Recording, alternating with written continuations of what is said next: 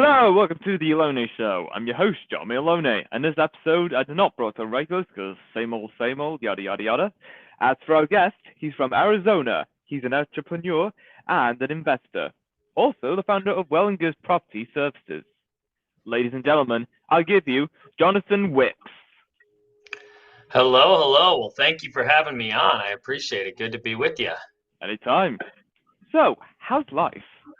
Life is, man, we keep on thinking it's going to stabilize, and I think that is that's an impossible thing. I think life is busy, crazy, but we're flying through it. Okay, great. And what have you been up to much? Well, we my world has been really changed like so many people's were in the last 2 years, but it was mainly from a business perspective where I launched a startup, and that's really been my life. We are in the servicing space for the short term rental, short stay industry, and that's been my life. So now it involves a lot of sunshine in Arizona and working with providing solutions in the short term rental space. Okay, that's nice. Now, tell me more about the Well and Good Property Services. Yes. So in the majority of folks even across the world have started to travel a little bit differently, and that's caused by a multitude of things. People working more remotely, the ability to want to it's easier to move around the world, and that was even accelerated as we went through the pandemic, where folks were just they were shifting around a lot more, and that's caused a big demand in the short term stay. So any short term lease that is less than a year, and with that boom has been a need for some real solutions on the servicing side, because while there's a lot of upsides with short-term rentals, one of the downsides is that there's a big logistical component to making sure that these properties are ready for each guest. And so we wanted to provide solutions within that. And my background's in this service industry space, and I've built some similar companies, and I knew that this space was one that needed some solutions that benefit all the parties. And so that's what we do. Hmm, okay, nice. And what inspired you to start this company? Yes. So with almost every idea, it comes from a problem, and I had seen the industry from multiple perspectives. I had traveled and stayed at Airbnb properties, but I was also a host, and so when I was hosting my property, like so many do, I had folks that would come in and they would stay the night, and then there'd be another guest that was checking in, and I realized that there's so much laundry that needed to be completed, the scheduling of the cleaners, making sure that they're there, and then what supplies. It was this whole constant, going to Costco and buying toilet paper and paper towels, because the folks that were staying there needed everything ready for the next day. And so that was a lot of it. I was inspired to do it because of that. I also saw that there were a lot of professionals right now who were the hardest working people in the industry that really just were not set up for success. And so we wanted to have a company that would actually benefit not just the hosts and the guests, but the actual servicers, the actual cleaners, and the folks that are doing the hardest work at the property to make sure that the places are ready. They should be set up for success. Nice, nice. And uh, now, throughout what you've been through thus far, business-wise, what have been the high and low points?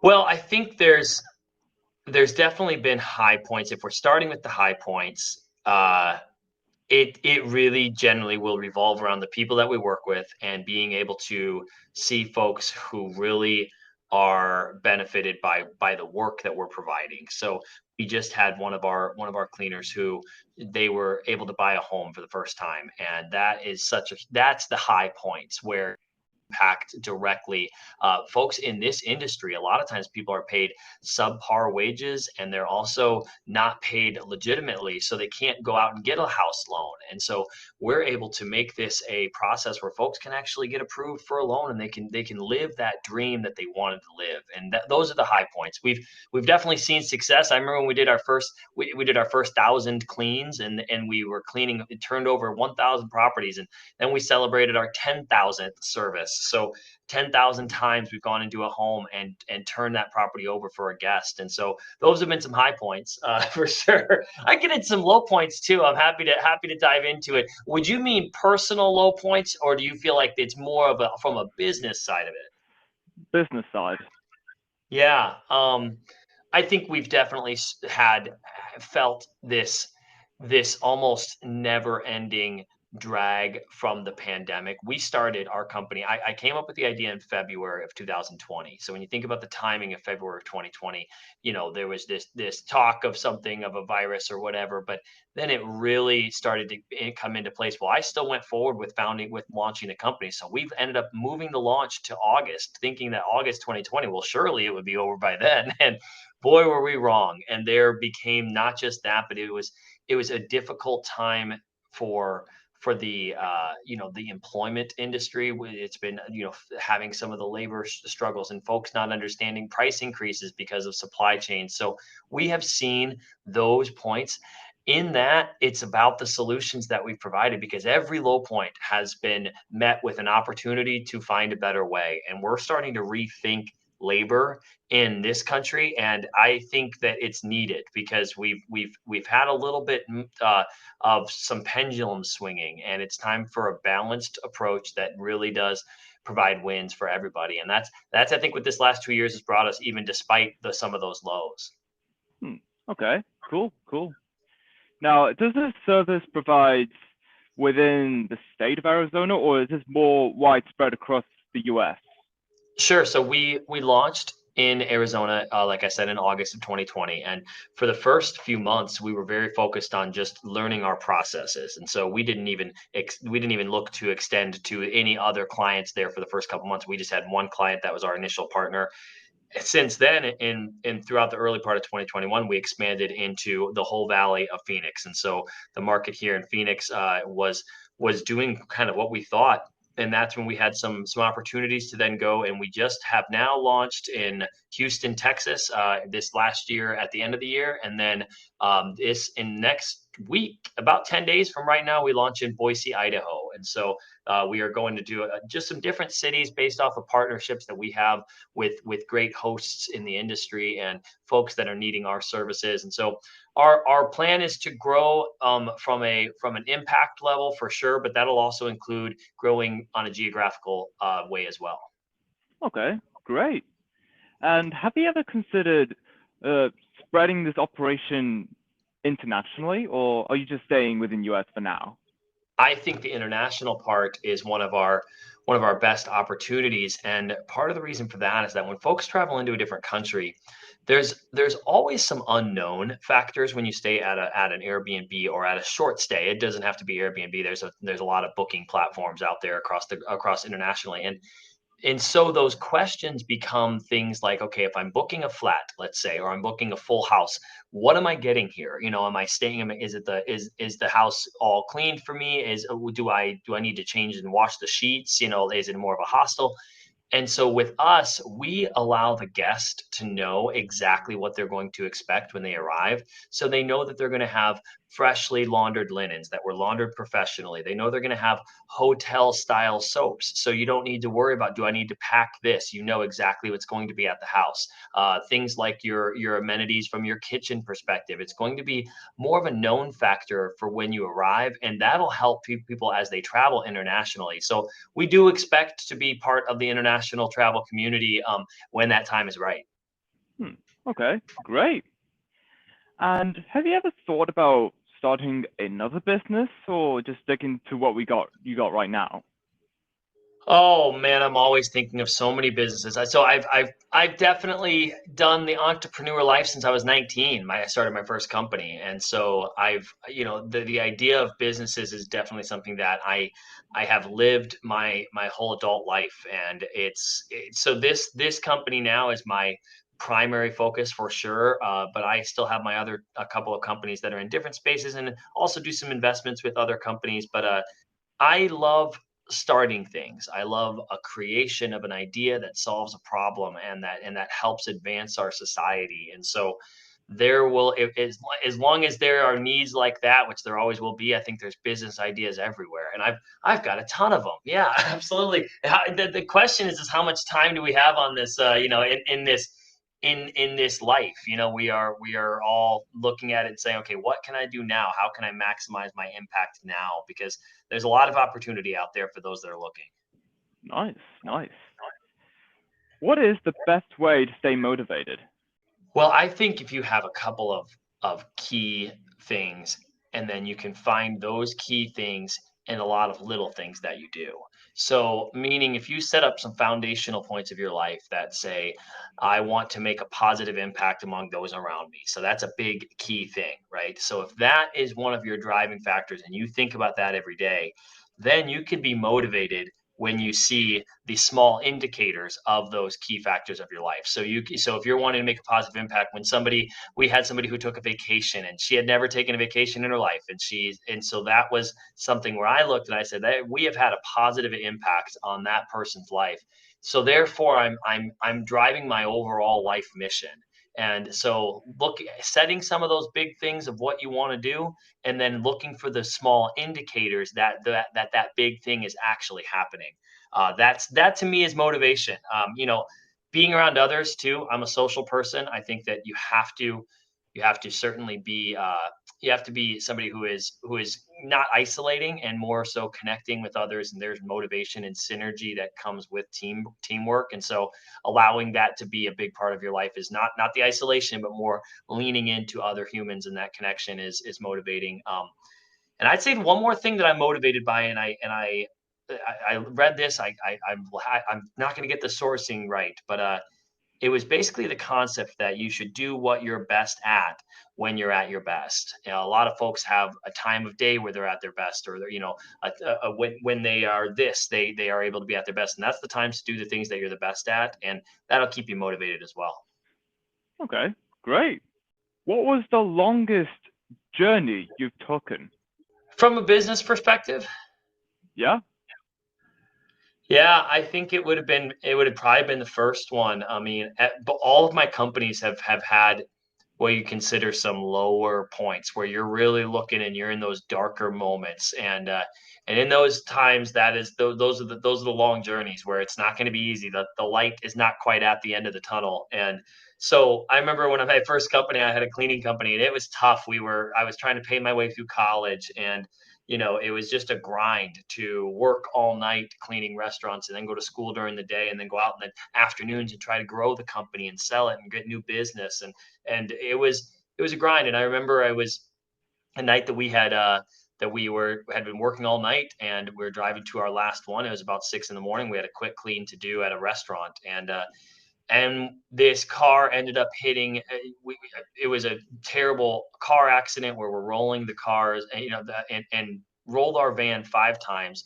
We were able to walk away from it, but I was standing there and I watched my only van as it's completely totaled, and I had my insurance had lapsed because I didn't have the money to pay for it. And so I'm sitting there looking, and I'm just like, this is tough. And it was my entire company, all the machines were all spread across the road. And I'll never forget that. And it was one of those, okay, where is the light here? Where's the light at the end of the tunnel?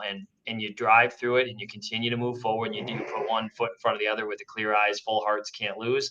And that's the way you get through those long journeys. So that's probably the longest one would be from that point. About a year later, I sold that company to the CFO of the college, who still runs it to this day. So the journey was able to be successful. It wasn't easy, but it happened, and it was a great thing.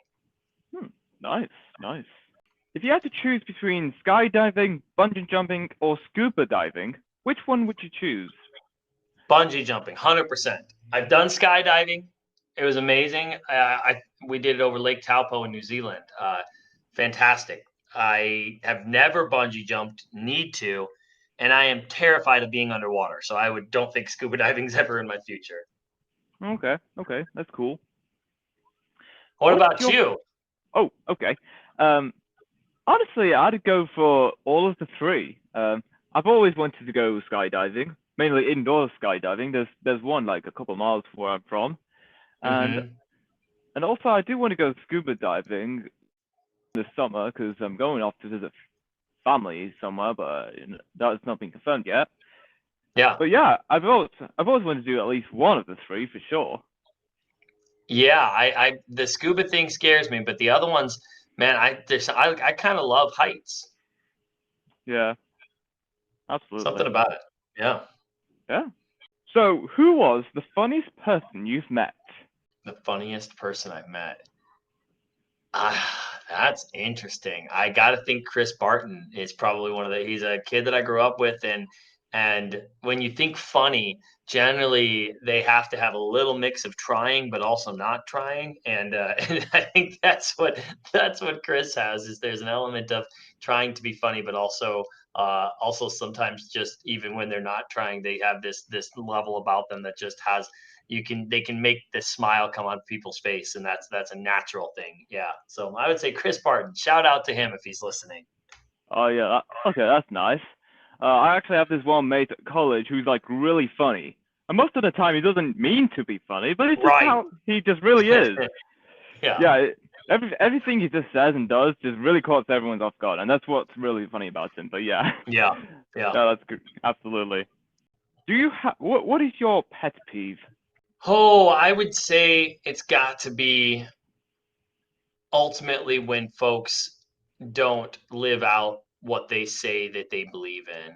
Oh yeah. There's so many people, they are a lot of talk about the way what they believe in life, and how really great their beliefs are. And a lot of times you don't see a life that backs up those things. And so yeah, I think if I have a pet peeve, it's when there's that level of superiority from a mindset, but really inferior from an action perspective. Ah yes, of course. Oh, that's good. Oh yes. Yeah. Mhm. What's the best way to start the morning? For me, I do a core workout most mornings. I'd say 5 times out of the week. And it's I like everybody says exercise, and I think exercise certainly is great, but I don't generally like to do a hard workout. And so this is more of a it's about a 6 to 8 minutes, depending on how long I go, but it's the same routine it's more of a core thing. So it's a mixture of stretching and like ab exercises. And for me, it gets the blood flowing without breaking a sweat, and it also is something that I can do while just kind of in that wake up mode. So for me, that is my go-to. Okay, great, great. If you could live anywhere in the world, where would it be? Right now it's Phoenix or Scottsdale, Arizona. That'll change, I think, as the summer comes along. That'll change. I definitely would never be in one spot. There's I'm a weather guy. I love great weather, and so if you're in the if you're it's very rare to find one area that's always perfect. So I like to bounce around, and also I like to change that weather. Sometimes you want snow, sometimes you want sun, but regardless, I would say they talk about some of the areas in Central America I've always liked. Costa Rica, that's a great spot to be. Even some areas in Southern California, but right now Phoenix, Arizona is pretty fantastic. All right, great. If you could erase one past experience, what would it be?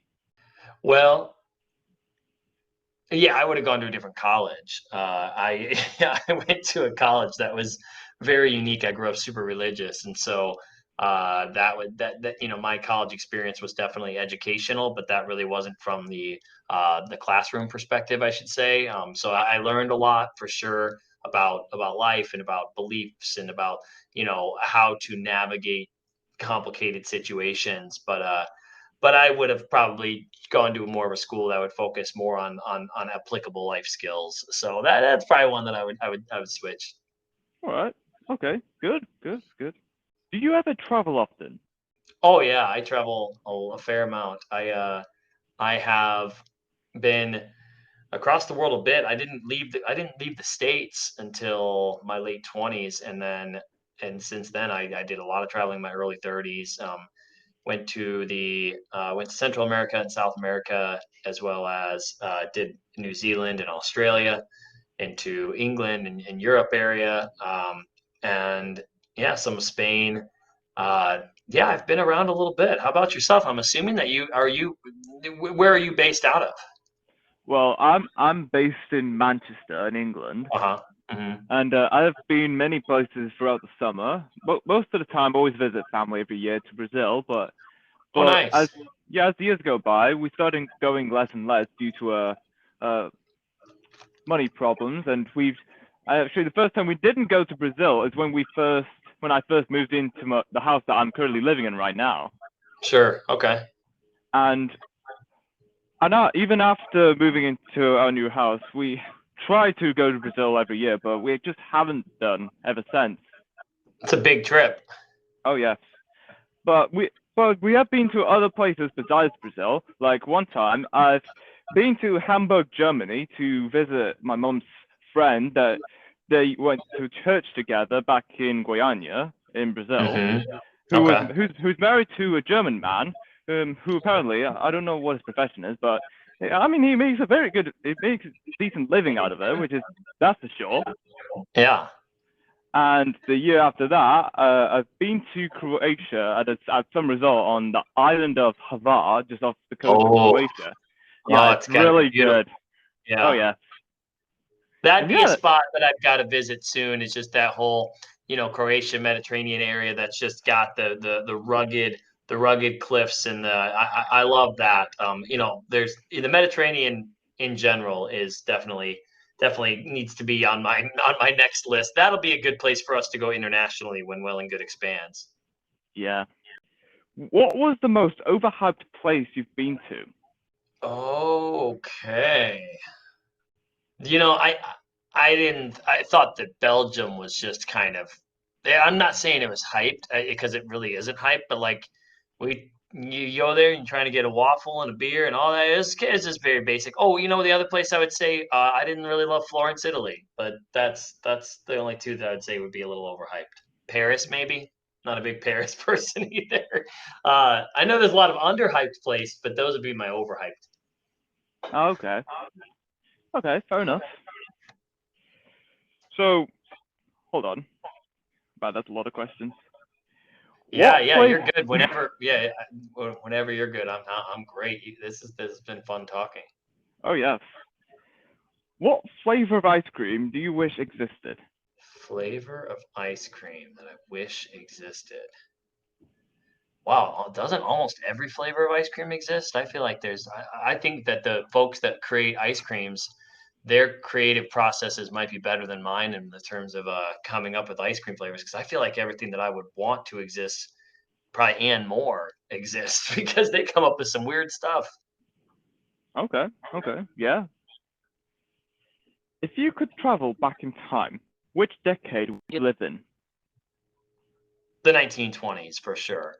Maybe the 1910s, somewhere around there. If you're going to that element, we were in a point where the Industrial Revolution had kind of happened, and there was this need for kind of a balancing out of there was the Carnegies and the Rockefellers that were just billionaires, but they were doing it really off the backs of a lot of folks that their working conditions weren't great, their living conditions certainly weren't either, and so there was a time for this formation and unity of those the haves versus the have-nots, and that led us into the Henry Ford era, where we started to have things like assembly lines and working hours for folks, and we were able to advance our society not just from building giant buildings and making a lot of money, but from an actual quality of life. And I think that that was a fascinating time, and I think that we're kind of living in it again right now.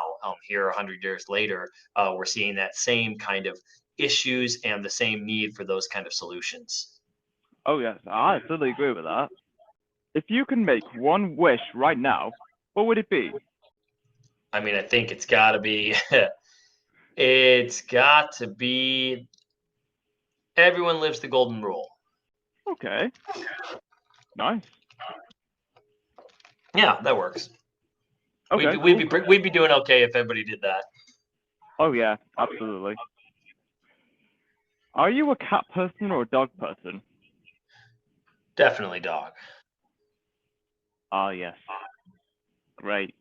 If someone wrote a book about you, what do you think its title would be? Oh man.